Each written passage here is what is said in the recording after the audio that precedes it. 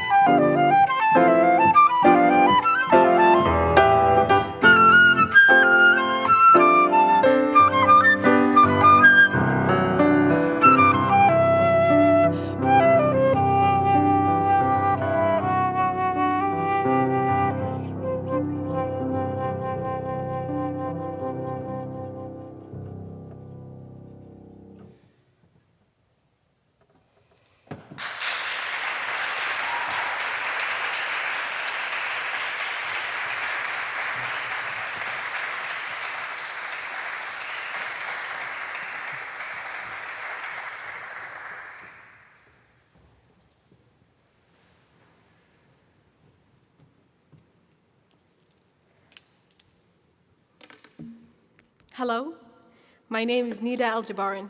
I first want to thank you for having me here to speak at the Music and Message event, and especially for choosing me for this theme, Light and Darkness. When I first heard about the theme, honestly, the only thing that I could think of is my life story. My family and I have been through so much events in our life that we were, at some point, having 1% of hope. And that 1% of hope will change our life to the better.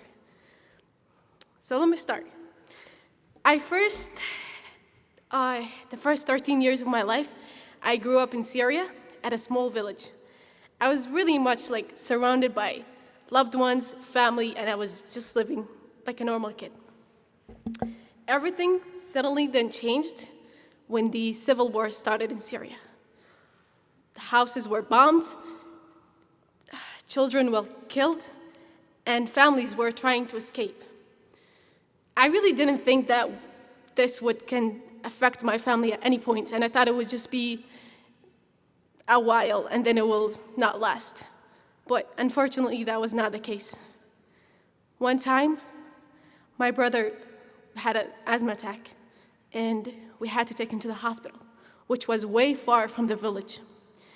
At that night, there was so many shootings around and stuff, and while we were driving, trying to make it to the hospital, he didn't make it alive. He passed away. At that point, I really realized that my home country is not safe for me anymore, nor for my family. A couple months after, my family decided to flee Syria and escape to Jordan.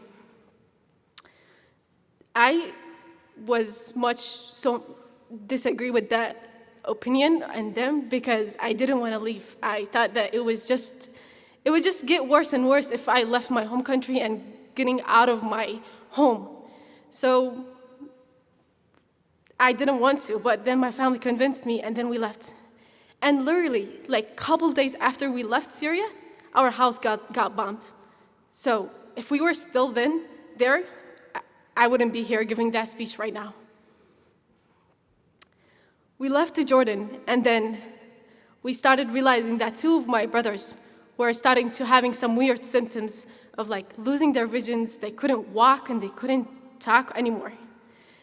And we didn't know what was the case for them. But thank God we got the opportunity to come here to the States and as refugees. I also disagreed on that, and I thought that this choice would really impact my life in a very negative way because I will get out of my culture. There wouldn't be any people here that has the same religion, or I would get so much out of my comfort zone trying to explain myself and facing so many challenges. But that wasn't the case. I came here, and since day one, I've been getting so much help from people who are having the same cultural backgrounds as me and people who are not. And thank God we were able to figure out my brother's disease and trying to help it for my other one who also, we found out that he has the same one. So the real message here is that sometimes we have to go through things that we don't like. Or what my mom told me, that if we are in a situation where it doesn't get any better, we have to try, and we just have to trust God and the process of keep going, because this is the only choice that we have. If I didn't listen to my parents, perhaps, and stayed in Syria, I don't know what would happen to me right now. I wouldn't know where I would be. But sometimes the light that you have in the darkness around is in another place, is a whole complete situation that you wouldn't imagine, you wouldn't be comfortable with, but you have to do it to get to a better place. Thank you.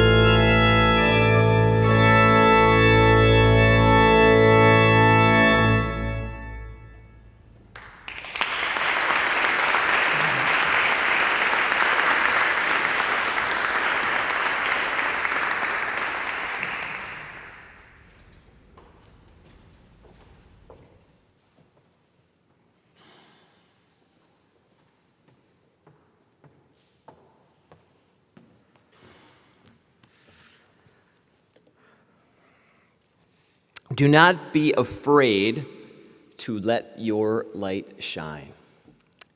Whether it's on the organ, whether it's in the choir, whether it's in the classroom, whether it's on the streets, do not be afraid to let your light shine.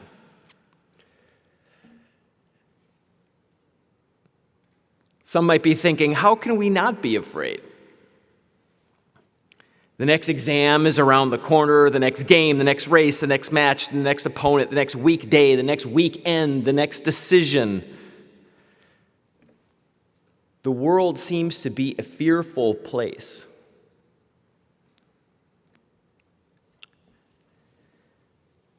This Little Light of Mine is one of my favorite songs. I'm reminded that it is often very scary to let your light shine. There's questions, there's concerns, there's pressures. What are the neighbors going to think? What are my Instagram followers going to think?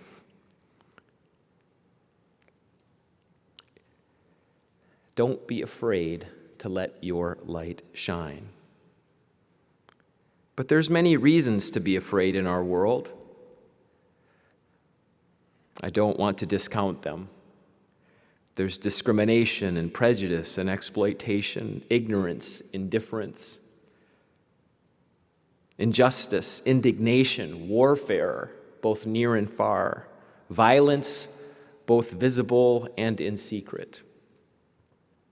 And of course, this newfound vocabulary of COVID-19, social distancing, masking, testing, and so on and so forth. I might say, do not be afraid to let your light shine, and you might be thinking, how can we not be afraid when the world seems like such a terrifying place? Perhaps the question is not if we are afraid, but the question is what we are most afraid of. Perhaps you are afraid of the next test, whether that test is in the classroom or not. Perhaps you're afraid of what the scoreboard might reveal, whether it's on the playing field or not. Perhaps you're afraid of not being respected or not being liked. Perhaps you're worried about financial debt. Perhaps you're worried about how many times per day people are asking you, what are you going to do after graduation?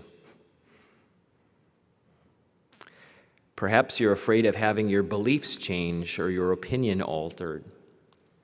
Or perhaps you're afraid of having to say sorry.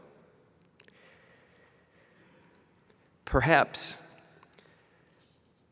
you're afraid of the silence, and so you stay busy because you're scared of what the silence might speak to you. As we ponder these questions here at the spiritual heart of campus, I am reminded that for me, I do not believe that doubt is the opposite of faith. I believe that fear is the opposite of faith. Fear is the more natural and dangerous antithesis to faith because it is fear that often keeps us from letting the light shine. Deep down, if we pause from our crazy busy lives to actually consider why we are crazy busy, we would recognize that our decisions are not merely guided by our values, but our decisions are often motivated by fear. At our best, our decisions are an expression of our values. At our worst, our decisions are merely a reaction to our fears. And I imagine that at this time of year, one thing in particular is that we are afraid of falling short, or some might say that fear of failure. Embedded into colleges and universities is grades, both inside and outside the classroom. And in doing so, we fear failure. And of course, over the last couple decades, in this social media-ified lives, we feel this pressure to promote this synthetic state of perfection, So far too often we fear failure. Yet the reality is that each and every one of us is a product of our many spectacular failures. I know I am. We are all products of our many spectacular failures. And it is cliche to say that we learn from our mistakes, but it's cliche because it's true. Which in turn means that failure is required for learning. Failure is required for learning, which means failure is the spark that allows our light to shine. But we're afraid to fail. We fret over falling short. We don't want to disappoint others. And we're afraid for so many reasons that we may be judged or ridiculed or canceled or so on and so forth. But I think that they call it good news because light does emerge out of the darkness. And I think that at the center of faith is the daily commitment to simply not be afraid. Now, I want to be clear. There are moments in times where fear is not a bad thing. If you're walking through the woods and a grizzly bear is coming at you, be afraid. Run, okay? But there's being afraid and living in a state of fear. Do not be afraid to let your light shine. In some ways, not being afraid is quite revolutionary. And it forces us to think about, what if we dared to not be afraid? To actually let your light shine, and let it shine bright. What if we as a campus community allowed other people's light to shine, knowing that your light is going to look different than yours, and yours is going to look different than yours, and so on and so on and so on and so forth? From athletes to artists to administrators to academics to activists, if people were not afraid to let their light shine, and if we were not afraid to allow other people's light to shine.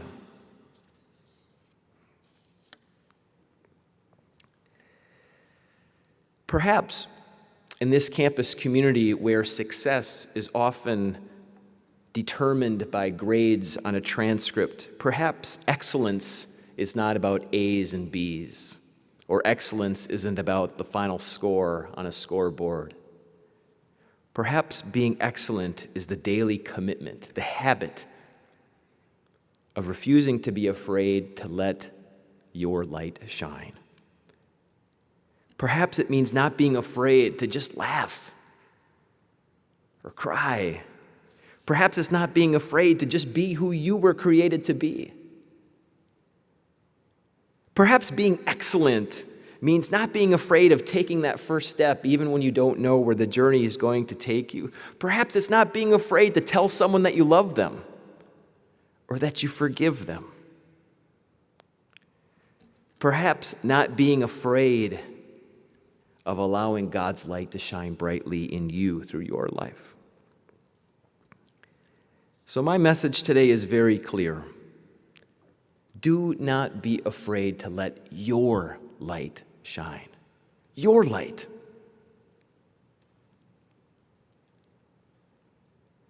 Don't try to make your light like his or like hers. Comparison is the thief of joy. Let your light shine. From the classroom to the recital hall, to the court, to the field, to the course, no matter what you have done, no matter what you have left undone, no matter who you are, no matter what you are not. The good news is that the light is in you.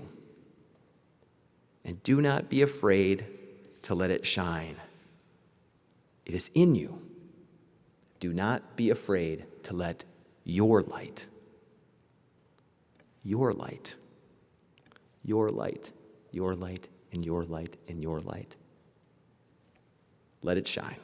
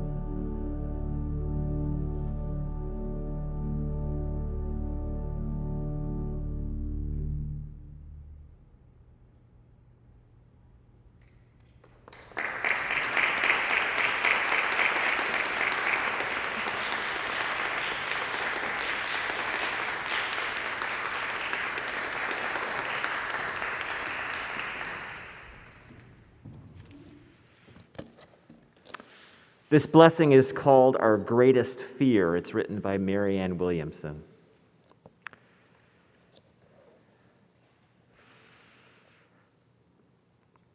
Our greatest fear. It is our light, not our darkness, that frightens us. Our deepest fear is not that we are inadequate. Our deepest fear is that we are powerful beyond measure. It is our light, not our darkness, that most frightens us. We ask ourselves, who am I to be brilliant, gorgeous, talented, fabulous? Actually, who are you not to be? You are a child of God. Your playing small does not serve the world. There's nothing enlightened about shrinking so that other people won't feel insecure around you. You were born to make manifest the glory of God that is within us. It's not just in some of us, it's in everyone. And as we let our own light shine, we unconsciously give other people permission to do the same. As we are liberated from our own fear, our presence automatically liberates others.